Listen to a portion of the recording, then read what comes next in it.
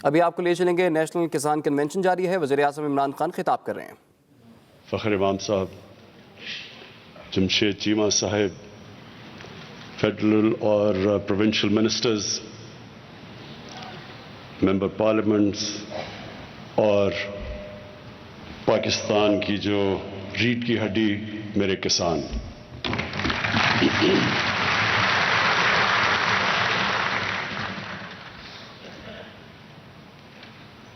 آج جو ہمارا مقصد اس کسان کانفرنس کو آپ سب کو یہاں بلانا تھا، اس کا مقصد یہ کہ ہم اپنے ملک کو، اپنے کسانوں کو تو ڈائریکشن دیں، لیکن ملک کو بھی اس چیز کا احساس دلوائیں کہ اب یہ آنے والا وقت وہ نہیں ہے جو پیچھے گزر چکا ہے۔ پاکستان کو بڑے نئے چیلنجز ہیں، اور جو سب سے بڑا چیلنج آ رہا ہے سامنے وہ ہے فوڈ سیکیورٹی۔ ہم نے اس پچھلے سال 40 لاکھ ٹن گندم ہم نے امپورٹ کی، 40 لاکھ ٹن۔ اس کا خرچہ جو ہمیں فورن ایکسچینج میں دینا پڑا، وہ اس ملک میں جو پہلی ڈالرز کی کمی ہے، تو وہ سوچیں کہ اگر ہم اسی طرح چلتے رہے، آبادی ہماری تیزی سے بڑھ رہی ہے، آپ کو پتا ہے بچوں میں تو ماشاءاللہ ہم خود کفیل ہیں، اور جس ریٹ پہ ہماری آبادی بڑھ رہی ہے، ابھی سے ہمیں تیاری کرنی چاہیے کہ یہ اگلے 5 سال، 10 سال، 15 سال ہم کیسے اپنی آبادی کے لیے اناج پیدا کریں گے۔ تو اس لیے یہ بڑی امپورٹنٹ ہے، احساس دلوانے کے لیے کہ ایک انسانی معاشرہ وہ جب اس چیز کا سامنا کرتا ہے کہ آگے جا کے مجھے خطرہ ہے، جب انسان کی جو انگریزی میں ٹرم یوز کی جاتی ہے سروائیول انسٹنکٹ، کہ جب اس کو خطرہ نظر آتا ہے تو وہ پھر سوچتا ہے انسان کہ میں اب کیا کروں گا اس کا۔ تو ابھی سے ہمیں تیاری کرنی چاہیے، اور ابھی سے وہ قدم اٹھانے چاہیے کہ اگر ہم نے آگے اپنے لوگوں کو، اس قوم کو بچانا ہے جو مسئلے مسائل آنے والے ہیں۔ تو یہ جو فوڈ سیکیورٹی ہے، یہ اصل میں نیشنل سیکیورٹی ہے۔ ایک ملک جو اپنے لوگوں کو پوری طرح اناج نہ پرووائڈ کر سکے، جس ملک میں لوگ بھوکے ہوں، بچے سٹنٹڈ ہوں، یہ سٹنٹڈ بھی آپ سمجھ لیں کہ یہ ہمارے تقریباً 40% بچے، 40% پاکستان کے بچے وہ اپنے پورے نہ قد پہ پہنچ سکتے ہیں، یا ان کی برین پوری طرح اس طرح بڑھتی ہے کیونکہ ان کو غذا پوری نہیں ملتی۔ یہ بہت خوفناک فگر ہے۔ پہلی دفعہ اس کے لیے ہم اب احساس پروگرام میں ایک نیوٹریشن پروگرام لے کے آ رہے ہیں کہ کیسے ہم نے 3 سال تک بچوں کی غذا پوری کرنی ہے تاکہ وہ سٹنٹڈ نہ ہو، کیونکہ تو زندگی میں تو وہ پیچھے رہ گئے نا، کہ اگر نہ ان کا برین صحیح طرح ڈیولپ ہوگا اور نہ ان کا جسم، تو زندگی کی ریس میں تو پہلے وہ پیچھے رہ گئے۔ تو یہ صرف یہی نہیں ہے، دودھ کا بہت بڑا مسئلہ ہے۔ میں نے جب آیا تو مجھے کہیں سے کمپلین آئی کہ جی دودھ ہمیں خالص نہیں مل رہا۔ میں نے چیک کروایا، پتہ چلا زیادہ تر جو دودھ بیچا جا رہا ہے جو پیکٹ میں نہیں ہے وہ کنٹامنیٹڈ ہے۔ کئی علاقوں میں جب ٹیسٹنگ کروائی گئی تو پتہ چلا وہ دودھ ہی نہیں ہے جو دودھ کے نام پہ بیچا جا رہا ہے۔ واشنگ مشین میں دودھ بن رہا تھا، یوریا ڈالا جا رہا تھا، عجیب عجیب چیزیں۔ سوچیں کہ یہ ہمارے بچوں کو اس طرح کی جو اس کی گروتھ کے لیے جو سب سے بنیادی چیز دودھ ہے، وہی اس کو خالص نہیں مل رہا۔ جب ہم نے سختی کی تو دودھ کی قیمت اوپر چلی گئی۔ جب خالص دودھ کے اوپر زور لگایا تو جب چیک کیا شہروں کے اندر جو دودھ آتا ہے، جب اس کو چیک کیا گیا تو شہروں میں دودھ کی قیمت اوپر چلی گئی۔ تو پھر سمجھ آئی کہ بہت بڑا مسئلہ ہے ہمارے ملک میں. پھر اور انویسٹیگیٹ کیا تو پتہ چلا کہ ہماری جو گائے بھینسیں جو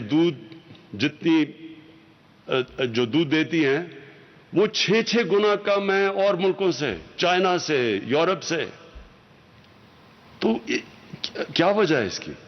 پھر جب ہم نے دیکھا تو ہمیں پتا چلا کہ ہم نے کبھی سوچا ہی نہیں کہ اپنی جو ہماری گائے بھینسیں ان کی جینز ٹھیک کریں تاکہ یہاں بھی پیداوار بڑھ جائے. اور وہ کوئی مشکل کام نہیں تھا, صرف ہمیں اس کے لیے امپورٹ کرنی تھی باہر سے جو سپرم استعمال ہوتا ہے گائے بھینسوں کی جینز ٹھیک کرنے کے لیے. وہ کوئی اتنی بڑی بات نہیں تھی, لیکن کبھی توجہ ہی نہیں دی گئی. اصل میں مسئلہ کیا ہے؟ مسئلہ پاکستان کا ہے, ایک میں انگریزی کی ٹرم ہے ایلیٹ کیپچر.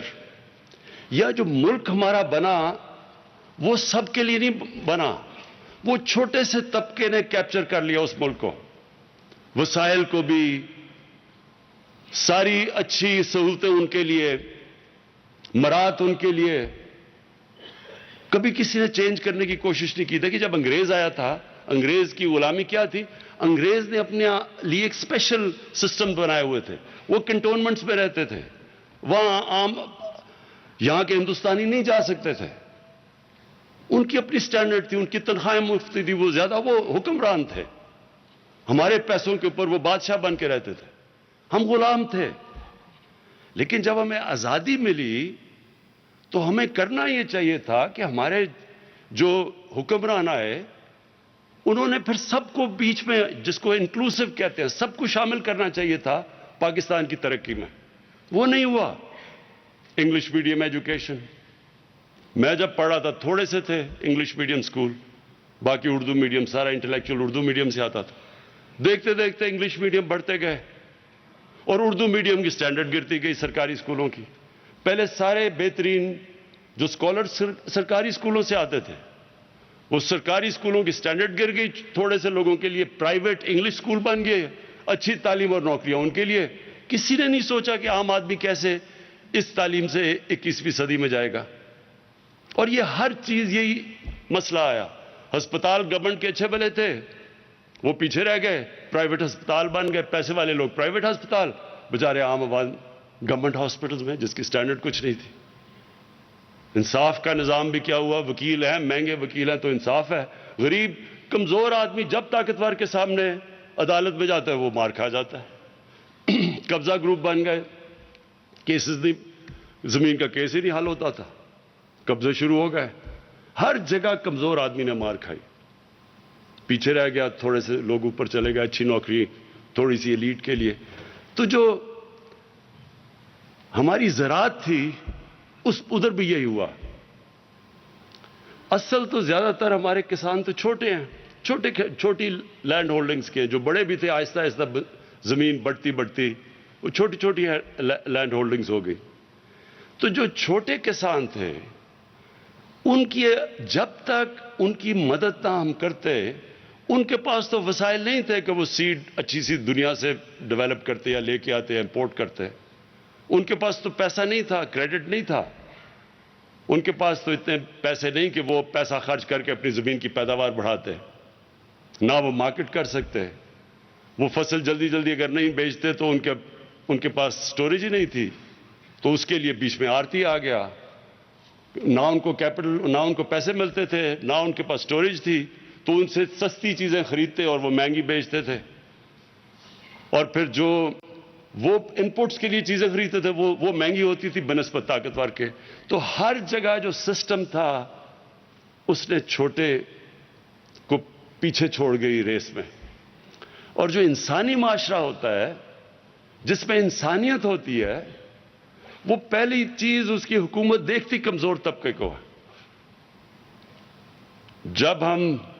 میں اس لیے بار بار مثال دیتا ہوں, میں جب اقتدار میں نہیں آئے تو میں کبھی مدینہ کی ریاست کی نہیں بات کرتا تھا, میں صرف اسلامی فلاحی ریاست کی بات کرتا تھا.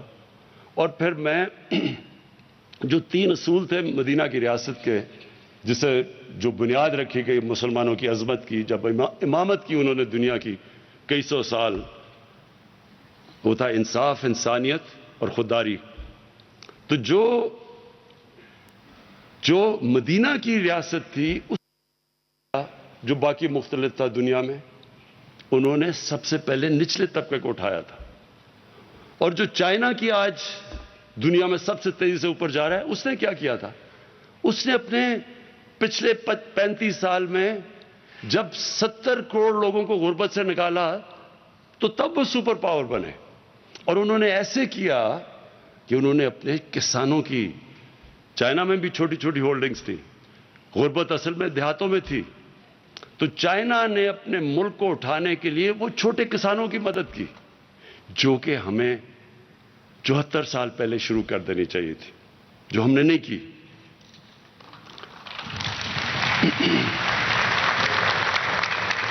تو آج جو آپ کے سامنے پریزنٹیشن جمشید چیمہ نے کی اور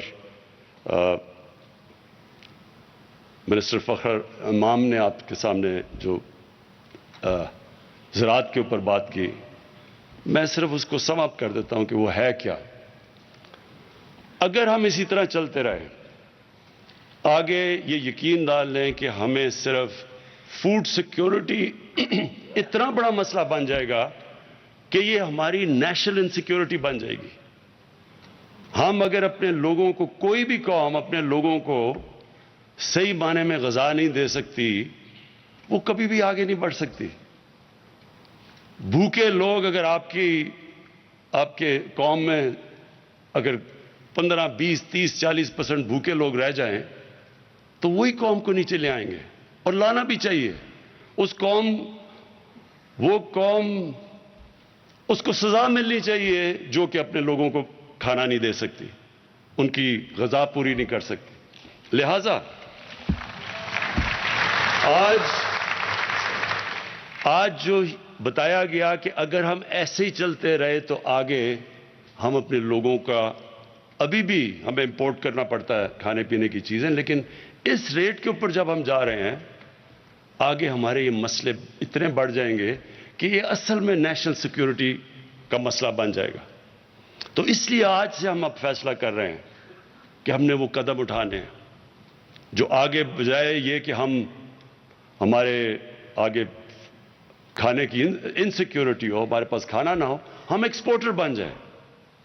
تو میں آج آپ سارے کسانوں کے سامنے ایک بات کہنا چاہتا ہوں. دیکھیں، اللہ نے جب فرشتوں کو کہا کہ آدم کے سامنے جھکو،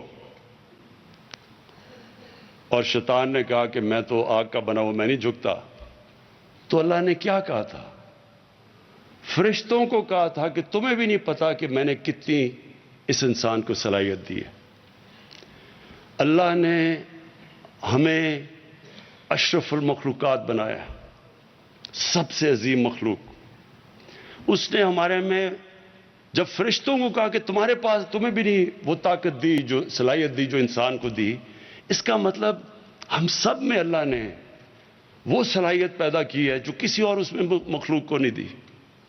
لیکن اس صلاحیت کو نکالنے کے لیے اللہ نے کوئی کنڈیشنز لگائی ہوئی ہیں، اور وہ کنڈیشن یہ ہے کہ انسان اپنی عقل استعمال کرتا ہے اور انسان محنت کرتا ہے، اور یہ بھی ہے کہ لا الہ الا اللہ، کسی کے سامنے وہ جھکتا نہیں، وہ اپنے پیر پہ کھڑا ہوتا ہے.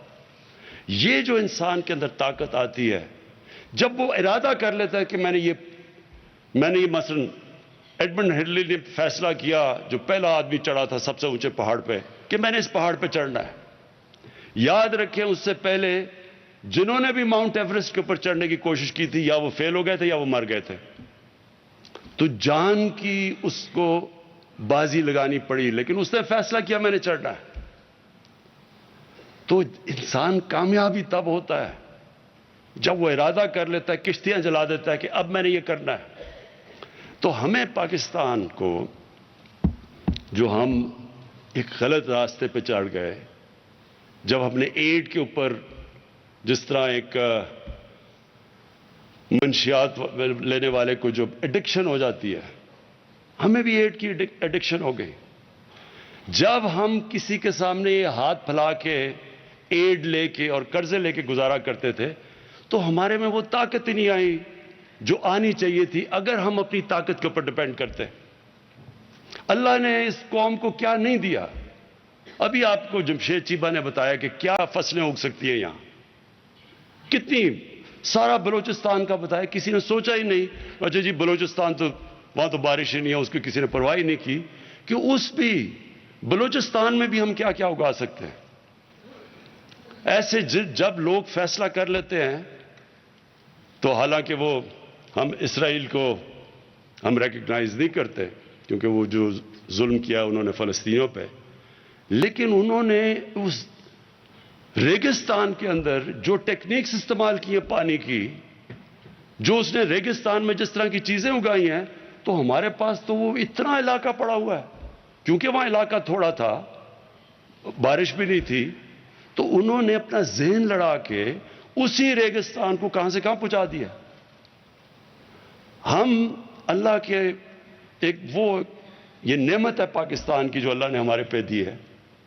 12 موسم ہے یہاں, اوپر سے شروع کریں آپ کاراکورم سے اور نیچے تک جائیں تو ہر جگہ پہ ہمارے پاس ہم ہر قسم کی کچھ بھی اگا سکتے ہیں, پھل اگا سکتے ہیں, کچھ بھی اگا سکتے ہیں. لیکن ہم نے کبھی سوچا ہی نہیں اس طرف. آسان تھا وہی جو موہنجو داڑو کے زمانے سے جس طرح کے کسان چلے آ رہے تھے وہی ہم ابھی بھی کر رہے تھے, کسی نے کوشش ہی نہیں کی. تو ہم نے جو فیصلہ کیا ہے کہ اب ہم ہر طرح یہ ارادہ کر لیا ہے کہ اب ہم نے اس ملک میں ہر قسم کسان کی مدد ہی نہیں صرف کرنی, کسان کے لیے ریسرچ کر کے اس کو بتانا ہے کہ ہر علاقے کے لیے کیا کیا چیز بہترین ہوگی. زوننگ کرنی ہے, اس کے لیے ہم نے سیڈ ڈیولپ کرنا ہے, بیج کو ڈیولپ, ریسرچ کے اوپر اب زور لگائیں گے. شروع میں ہمیں بڑا فائدہ ہے کیونکہ چائنا کے ساتھ سی پیک کے اندر ہم نے فیصلہ کیا ہے کہ سی پیک کے اندر ہم نے شامل کر لیا ہے زراعت کو, کہ ادھر کی جو ٹیکنیکس ہیں وہ ہم لے کے آئیں گے یہاں. فخر امام نے بتایا کہ ہندوستان میں کسان کتنے زیادہ اس کے پاس امپلیمنٹس ہیں زراعت کے, اور ہمارے پاس صرف ٹریکٹر ہے یا پتہ نہیں حل ہے. تو ہر چین تو اس میں, کیونکہ انہوں نے جب غربت کم کی تھی اپنے ملک میں تو سب سے زیادہ زور انہوں نے چھوٹے کسان کے اوپر لگایا تھا, سب سے زیادہ مدد انہوں نے چھوٹے کسان پہ کی تھی. اور جب میں چائنا گیا تھا اور ہم نے ان سے پوچھا کہ انہوں نے کیسے لوگوں کو غربت سے اٹھایا ہے, تو انہوں نے ہمیں پوری طرح بتایا کہ کیسے انہوں نے کینٹونز میں کسانوں کے پاس گئے, کیسے انہوں نے ان کی مدد کی, کس طرح انہوں نے سیڈ ڈیولپ کر کے اس کی مارکیٹ کیا اس کا, یعنی ہر سٹیج انہوں نے ہمیں بتائی. تو اصل میں جو انہوں نے دیہات میں غربت ختم ہی کی, اور آج ہمارے بھی سب سے زیادہ غربت تو دیہات میں ہے, تو وہ ہوگی تب جب ہم خاص طور پہ کسانوں کی تو مدد کریں گے لیکن چھوٹے کسان کی مدد کریں گے, کیونکہ اس کے پاس وہ وسائل نہیں ہیں, اس کے پاس پیسے نہیں ہوتے, وہ قرضے نہیں, بینک اس کو وہ قرضے نہیں دیتے چھوٹے کسانوں کو. اس لیے ہم نے اپنے کامیاب پاکستان کے اندر جو چھوٹے کسان ہیں ان کے لیے ہم نے قرضے بھی رکھے ہیں. جو بڑا زبردست پنجاب نے شروع کیا اور وہ پختونخوا میں آئے گا, کسان کارڈ, یہ ایک بڑا زبردست انیشیٹو لیا ہے. اس سے ڈائریکٹ سبسڈی جائے گی کسانوں کے پاس, یعنی کسی کے ذریعے نہیں جائے گی بلکہ ڈائریکٹ جائے گی سبسڈی.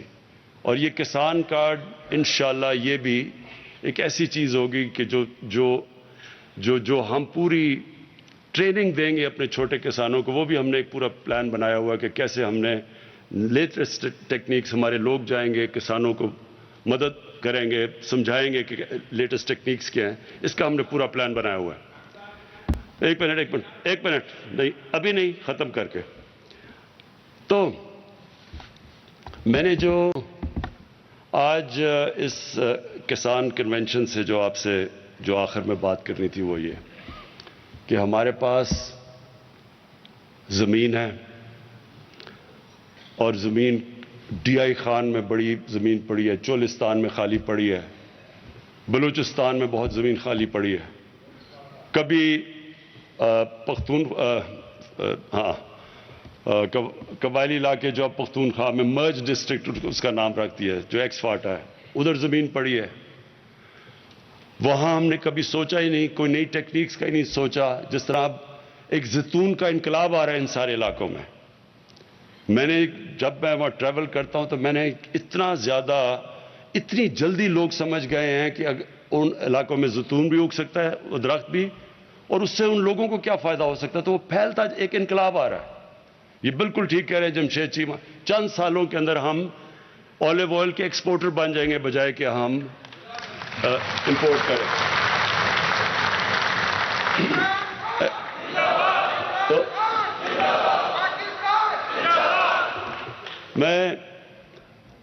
میرے میں پورا یہ اپنی قوم پہ اعتماد ہے کہ ایک دفعہ ہم مدد کریں لوگوں کی. ہمارا کام ہے ساری دنیا سے لیٹسٹ انفارمیشن لائیں کسانوں کے لیے, لیٹسٹ ٹیکنیکس لے کے آئیں آپ کے لیے, زوننگ کروائیں کہ کیا کیا اگ سکتا ہے. مثلا میں نے اپنے گھر میں ایووکاڈو لگایا اور میں حیران ہو گیا کہ جتنا بہترین ایووکاڈو اس علاقے میں اگتا ہے. اب ایووکاڈو وہ سبزی ہے جو ساری سبزیوں میں سے سب سے مہنگی سبزی سمجھی جاتی ہے. تو وہ تو ہم یہ علاقہ بالکل زبردست ہے ایووکاڈو کے لیے, کبھی کسی نے سوچا ہی نہیں. یہ آپ ایکسپورٹ کر سکتے ہیں. تو پاکستان میں صرف ہم نے جو آج تک اپنا ذہن ہی نہیں لڑایا اس طرف, کسی نے سوچا ہی نہیں کہ اللہ نے یہ کتنی بڑی یہ ملک ہمیں نعمت دی ہے. ہم نے سوچا ہی نہیں کہ ہم اس کا کیسے پوری طرح اس کا شکر ادا کیسے کریں گے کہ اس کو صحیح معنی میں اس کی قدر کر کے. تو ابھی تک تو ہم نے قدر نہیں کی. تو اب ہمارا پورا پلان ہے, یہ جو میں کنونشن کا صرف آپ کو یہ کہنا چاہتا ہوں کہ اب پوری یہ گورنمنٹ کا زور ہوگا, ساری ہماری اس پہ ریسرچ بھی ہوگی, ہماری پوری توجہ ہوگی, مسلسل ہماری میٹنگز ہوں گی. کسان ابھی جو رہنما ابھی بات کی انہوں نے جو ایسوسیشنز کے پریزیڈنٹس ہیں, ان سے ریگولرلی آپ سے انٹریکشن رہے گا کہ آپ کو مسئلے آ رہے ہیں, آپ کے پرابلم سٹوریج کے ہیں, وہ مارکیٹنگ کے پرابلمز ہیں. سب سے بڑا تو مجھے یہ پتا چلا, خوف آیا کہ 30% ہمارے پھل اور ہماری سبزیاں ضائع ہو جاتی ہیں. 30%. اور وہ کیوں ضائع ہو جاتی ہیں کہ نہ وہ ایک سٹوریج نہیں ہے, دوسری ٹرانسپورٹیشن میں وہ چلی جاتی ہے, اور تیسری پھر انتظار جو کرنی پڑتی ہے کسان کا اور ڈائریکٹ مارکیٹس کا, اس کے بیچ میں کوئی کنیکشن نہیں ہے. تو جو چائنا میں ہم جب گئے تو انہوں نے ہمیں کیا بتایا, وہ ایک ٹرم استعمال کرتے ہیں ورچوئل مارکیٹس. ہوتا کیا ہے کہ وہاں ایک مارکیٹ ہوتی ہے, ادھر جاتا ہے کسان, وہ کہتا ہے جی میرے پاس یہ چیزیں ہیں, وہ وہاں کہتا ہے, ادھر سے وہ کنیکٹ کر دیتے ہیں ان کو شہروں کے اندر. ادھر لوگ بیٹھے ہوتے ہیں, وہ انفارمیشن ٹیکنالوجی کا استعمال ہے, آٹومیشن ہے, وہ ادھر سے بتا دیتا ہے. وہ کہتا ہے جی اچھا, وہ پھر اس پہ دکھاتا ہے کہ یہ میرے پاس یہ گائے بھینسیں ہیں, یہ ہے میں بیچنا چاہتا ہوں. وہ ادھر سے بیٹھ کے بتا دیتا ہے اچھا مجھے یہ چاہیے. سیدھا وہ وہاں سے گیا, وہ سیدھا ادھر. کسان کو بھی پیسے زیادہ مل گئے, اور جو اس کا جو پروڈکٹ ہے وہ سستا مارکیٹ میں بکا, عوام کو بھی فائدہ ہو گیا, سستی چیزیں مل گئیں اس کو بھی. یہ جو نئی چیزیں ہیں یہ ساری اب ہم لے کے آئیں گے. کوشش صرف یہ ہوگی کہ کسان خوشحال ہو ہمارا. جب کسان خوشحال ہوگا تو وہ اپنی زمین پہ پیسہ لگائے گا. جس طرح ہم نے فیصلہ کیا کہ ہم نے جو کسان جب گنا شوگر مل پہ لے کے جاتا ہے تو فوری طور پہ پہلے کرشنگ صحیح ٹائم پہ شروع کریں, ڈیلے نہ کریں, اور اس کے بعد اس کو پورا پیسہ دیں, اس کی پوری قیمت دیں. اگر سپورٹ پرائس ہے تو اس کی پوری قیمت ملے, اور اس کے بعد پیسہ فوری دے. یہ نہ کہ 1 سال تک اس کے پیسہ نہ دے. صرف اس قانون کی وجہ سے کسانوں کے پاس پیسہ زیادہ آیا. پہلی دفعہ اتنا زیادہ پیسہ ملا, تقریباً 1100 ارب روپیہ. جو ساری چیزیں, گندم کا اچھا پیسہ ملا, چاول کا ملا, مکئی کا ملا, گنے کا ملا. اس سے جو پیسہ گیا 1100 ارب روپیہ کسانوں کے پاس, وہ پیسہ انہوں نے لگایا اپنی فصلوں پہ, اور اس کی وجہ سے ریکارڈ گندم بھی ریکارڈ ہوئی. گنا آلموسٹ سیکنڈ ہائیسٹ ہمارا گنا کا ہوا. چاول بھی ریکارڈ ہوا اور پھر مکئی بھی ریکارڈ کراپس ہوئی. تو یہ اس لیے ہوا کہ ان کے پاس پیسہ آ گیا. تو ہماری کوشش یہ ہے کہ جتنا ہم اپنے کسان کو خوشحال کرتے جائیں گے اتنا ہی اس ملک کی پیداوار بڑھتی جائے گی. جتنی ہم اس کو نئی ٹیکنیکس بتاتے جائیں گے, ٹیکنالوجی لے کے آئیں گے, سیڈ ڈیولپمنٹ کریں گے, مارکیٹ کریں گے, اتنا ہی وہ خوشحال ہوگا, اتنا ہی ملک کی پیداوار بڑھے گی. آخر میں ایک مولانا رومی نے ایک دفعہ کہا کہ اللہ نے انسانوں کو کہا کہ اللہ نے جب تمہیں پر دیے ہیں شاہین کی طرح اوپر اڑنے کے لیے تو کیوں چونٹیوں کی طرح زمین پہ رینگ رہے ہو. اللہ نے ہم سب کو صلاحیت دی ہے. ہمیں یہ ضرورت نہیں ہے کہ ہم کسی کے سامنے ہاتھ پھیلائیں, ہم کسی کے سامنے جھکیں. ہم سب کے پاس ہمارے پاس ہر چیز اس سے دی ہے. ایک منٹ ہمیں ہر چیز دی اللہ نے. یہ ٹورزم میں ہی صرف ملک اگر صحیح بانے اپنی ٹورزم ڈیولپ کر لے, ہماری آج کل کی ایکسپورٹ سے زیادہ ٹورزم سے پیسہ آ سکتا ہے. کبھی کسی نے سوچا ہی نہیں اس طرف, جس طرح زراعت کی طرف نہیں سوچا, جس طرح ہم نے کبھی انڈسٹری کی طرف نہیں سوچا, جس طرح ہم نے یہ بھی کبھی نہیں سوچا کہ اگر ہم اپنے بچوں کو صحیح تعلیم دیں گے تو وہی ملک کو اٹھا دیں گے. صرف بجائے تھوڑے سے ایلیٹ طبقے کو اچھی تعلیم دیں, کیوں نہ ہم عوام کو دیں. تو یہ جو پاکستان ہے, میرا یہ ایمان ہے کہ اللہ نے یہ ملک ایک خاص مقصد کے لیے بنایا تھا. 27ویں رمضان کو پاکستان بنا تھا. اس کا ایک بہت بڑا انشاءاللہ دنیا میں مقام ہوگا, انشاءاللہ ہوگا. اور یہ قوم پھر ایک دنیا کے لیے مثال بنے گی جو اس کو بننا چاہیے تھا. جب یہ پاکستان بنا تھا تو بڑی سوچ والے ہمارے لیڈر قائد اعظم اور اس سے بڑا جو نظریاتی لیڈر تھے ہمارے علامہ اقبال, انہوں نے یہ ملک جب اس کے لیے انہوں نے جو خواب دیکھی تھی تو انہوں نے ایک عام ملک کی خواب نہیں دیکھی تھی. انہوں نے کہا تھا یہ دنیا کے لیے مثال بنے گا, دنیا کے لیے مثالی اسلامی ریاست بنے گی. تو وہ ریاست جس میں انصاف ہوگا, جس میں انسانیت ہوگی اور جو ایک خوددار ملک بنے گا انشاءاللہ پاکستان.